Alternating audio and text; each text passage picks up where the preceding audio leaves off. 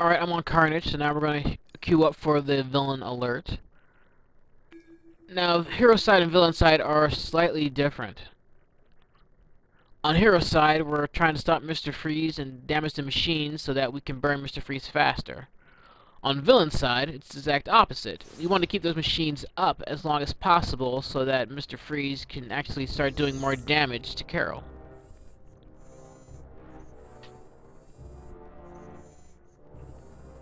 Also, Mr. Freeze will also help us in stunning ads in the room, etc., as long as those machines are up. Quickly, the Star Sapphires have come to reclaim their crystals. I feel for your loss, Victor. But those crystals are not meant for you. It's far too dangerous. You're going to regret ever coming in here. I've already begun upgrading. In fact, let me show you my progress. Put you on ice.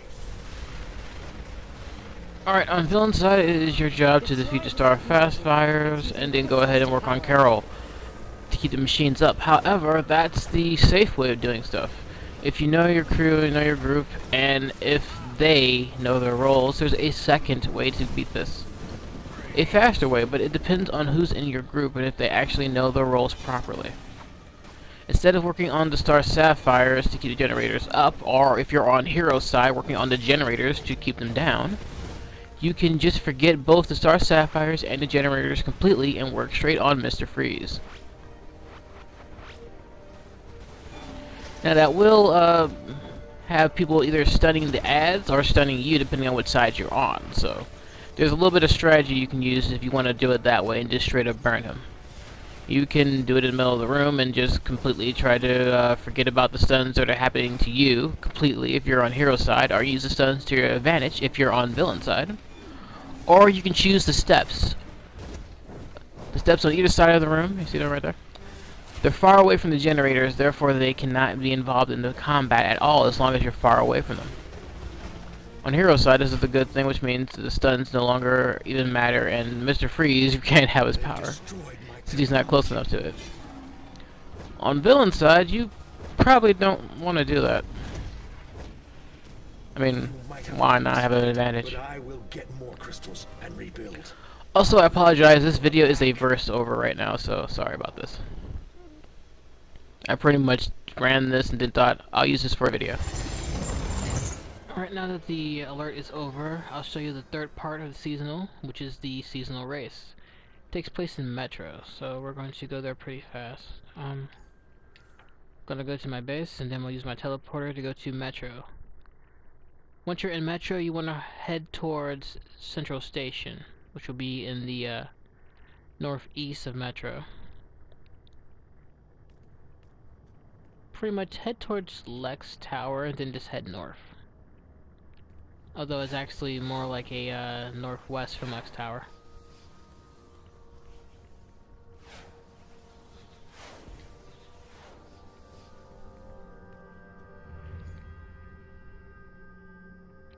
If you have a mod in your thing, you can just go straight to Central Station though.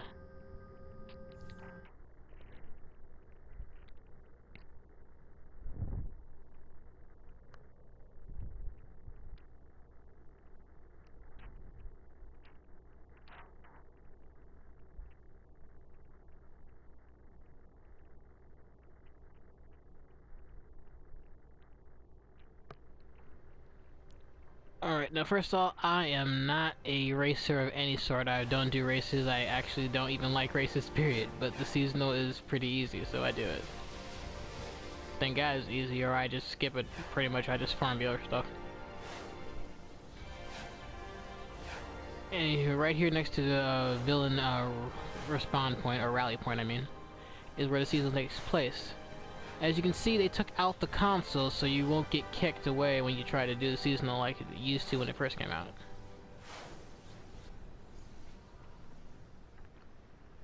So, now, if you look at your map, it's pretty much in the northeast of the map right there. The Union Station is right to the left of it. This layer of the Spectre and then Glenmore Square. Lex Tower is right here. It is pretty much to the northeast of it, well, northwest of it, like I said. Alright, once you actually get here and activate the circle, there's a couple things you can do to make sure that you are having guaranteed platinum. Now, to get a heart from the race, all you have to do is get a bronze medal. That's it.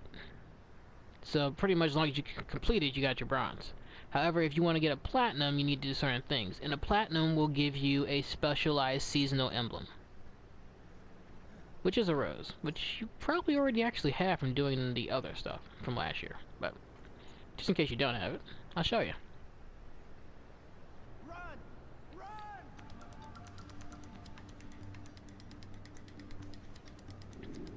First off, this is a group race, so the timer is set loosely for 30 seconds.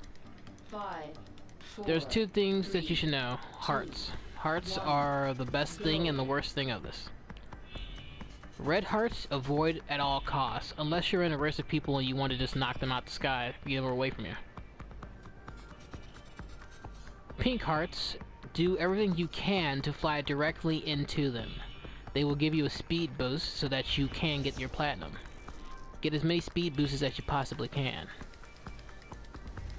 Alright, now check how I just speed it up there? Yeah, I'm going to keep doing that. It's random which one gives you boosts and which ones don't. I pretty much just try to mix it up which hearts I go through.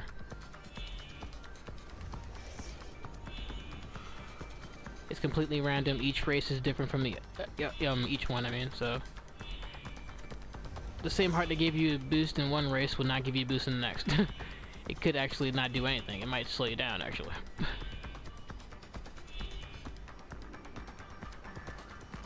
When you're flying upwards towards this building, remember that holding X will actually speed you up. So that's another thing you can do. And don't be afraid to turn your camera around to make it easier when you're trying to fly fast.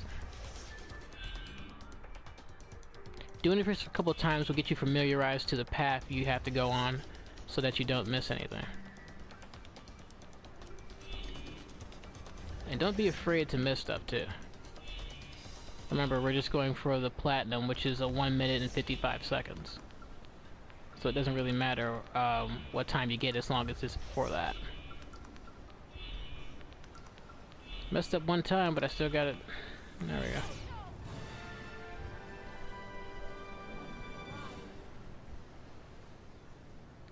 Alright, so there's my platinum.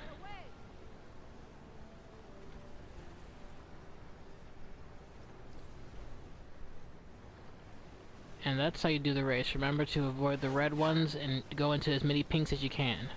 You may have to do this a couple times just to familiarize yourself with the race, though.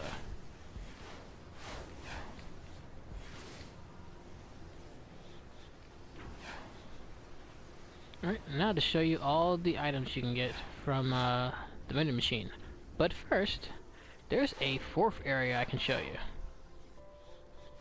It's known as the vault. Let's go there now.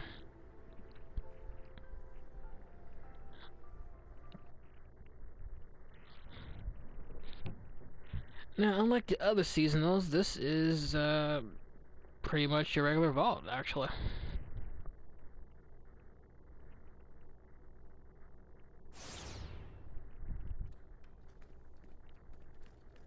While Valentine's Day may be considered a holiday, it's not one of the biggest if you think of it that way.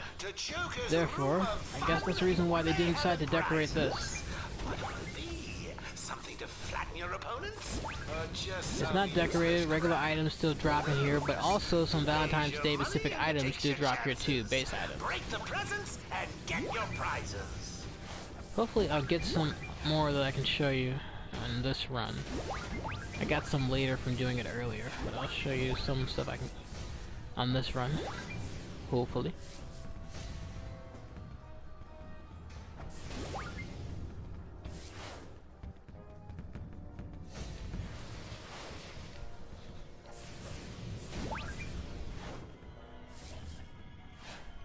Alright, that looks like it's it. Don't think I got anything, but I can show you the items I got previously. Step along, nothing to see. Get going before my good mood Where's it wears at? off. That Up here. means now. Heart-shaped rug. That's an item that drops in the vault, and also romantic canopy is an item that drops in the vault. Now, I believe there are I think 1 or 2 more items I drop here. I'll keep doing it to show you all those. If I see anything new, I'll just put it at the end of the video.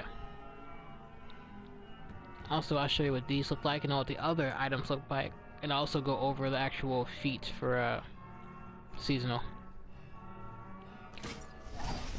Alright guys, I'm here to show you exactly what you can buy inside the vendor, whether you come to East End, you're in the seasonal alerts vendor, or you're in North Burnley. Getting stuff out the vendor. After that, we'll jump on my character Black Huik so I can show you what the Valentine's Day set looks like when you're actually wearing it. And after that, I'll also show you the base items, how they look like inside your base, and go over the feats. Because looking at a base item in a picture doesn't really tell you the size of an item. So to start off, let's head over to the vendor. Alright, what I did was I changed my color scheme for my character's outfits so you can actually see colors instead of just seeing silver everywhere. So the first thing I'm going to list is the Valentine's Novelty Headband. When you click on there, you notice the headband goes over the head, giving the appearance of an arrow-going druid. And the arrow is actually blue, but the arrowhead is red. Quivers of Adaptation. The entire thing is colored red. Bow, arrows, and the quiver itself. Now these are the base items. There are 16 of them. You need to get all of these for the feat. Some base items only cost 3 hearts, some cost 5. Some base items actually cost 8 or 10. Those are not part of the feat though. So yeah. Just the ones starting from Violet Beacon all the way up to Wall Crystal Cluster. Yeah, I was right. Wall Crystal Cluster. That's part of a feat. Any other item you buy is just for the sake of it. Valentine's Day bed. This picture shows a really bad picture of it, so I'll show you actually what it looks like in an actual league hall, because it's not going to my base. I'll show you what it does in the league hall though. And that I'll show you what I did in league hall too, because it's not going to my base. Now these are consumables. These do a little illusion for you. Actually, why don't we see what it does? We'll randomly pick one of these. Alright, you know what? Just for the hell of it, we'll pick Be Mine. There we go. Now, these candies right here give you boosts in your stats.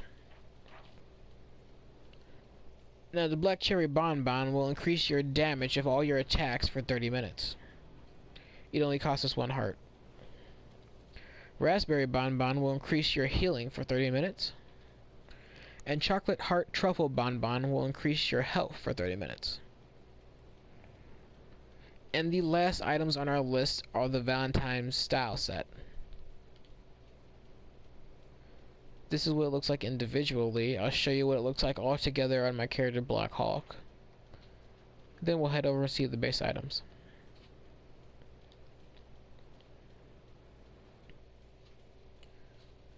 Depending on the looks you're going for, some of these might actually look good.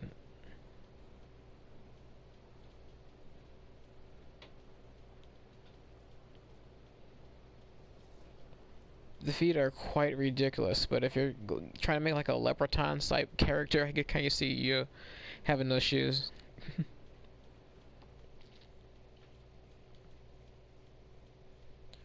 The hands kind of remind me of Wolverine, but then I see the angle they're coming out of and I say, nah, never mind.